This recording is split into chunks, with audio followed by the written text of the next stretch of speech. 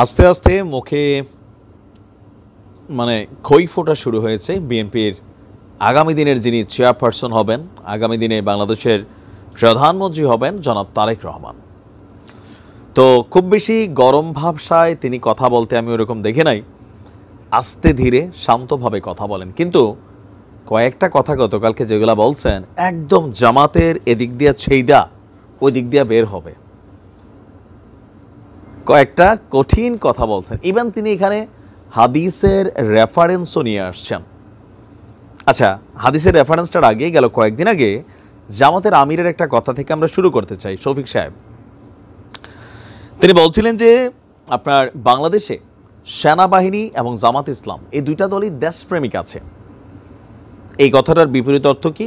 আর কোনো দল এই দেশে দেশপ্রেমিক না। এটা নিয়ে দুই দলের মধ্যে বাদানুবাদ হয়েছে, কথাবার্তাও হয়েছে। এরপরে মাঝখানে অন্যান্য ইস্যুতে যখন একদল আরেক দলকে দোষছে, বিএনপি তখন একটা প্রশ্ন করছিল যে আচ্ছা ৭১-এ তোমাদের ভূমিকা কি ছিল? এখন ৭১-এ জামাতের ভূমিকা বিতর্কিত ছিল, এটা অস্বীকার করার তার কোনো সুযোগ নেই, তাই না? তো জামাত এটা নিয়ে নমনীয়তা এখনও পোষণ করে নাই, তারা বরঞ্চ পাল্টা চ্যালেঞ্জ ছুড়ে দিয়েছে। ঠিক তখনই জনাব তারেক রহমান তার জায়গা থেকে শান্তভাবে একটা হাদিস বলছেন যে পবিত্র হাদিসে আছে কি, দেশপ্রেম ইমানের অঙ্গ। দেশপ্রেম কিসের অঙ্গ? ইমানের অঙ্গ। তো জামাত কি আসলে দেশপ্রেমিক? তিনি তার বক্তব্যের একাংশে বলছেন ১৯৭১ সালে একদল মানুষকে যুদ্ধের মধ্যে ঠেলে দিয়ে ভারতে চলে গেছে, তিনি এখানে আওয়ামী লীগের কথা বুঝাইছেন। আরেক দল মহান স্বাধীনতা যুদ্ধের বিরোধিতা করছে, মানে বাংলাদেশের স্বাধীনতার বিরোধিতা করছে।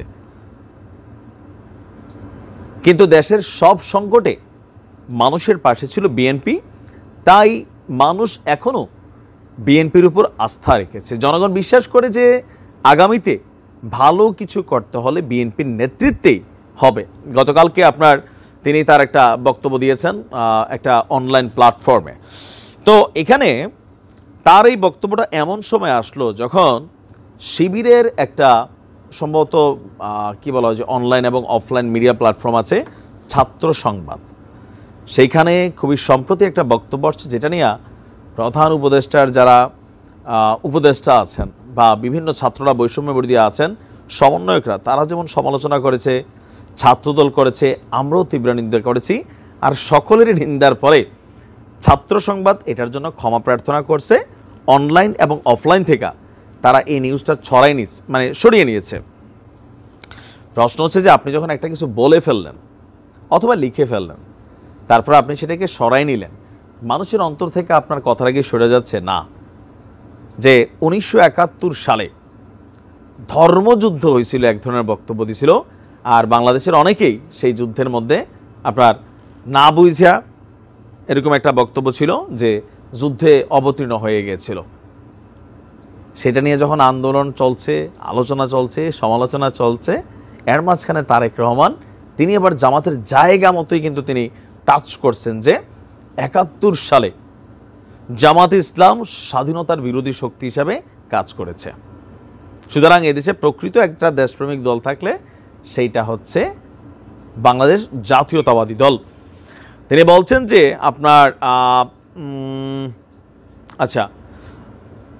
বিএনপির বিরুদ্ধে বিভিন্ন মহল বিভ্রান্তি ছড়াচ্ছে।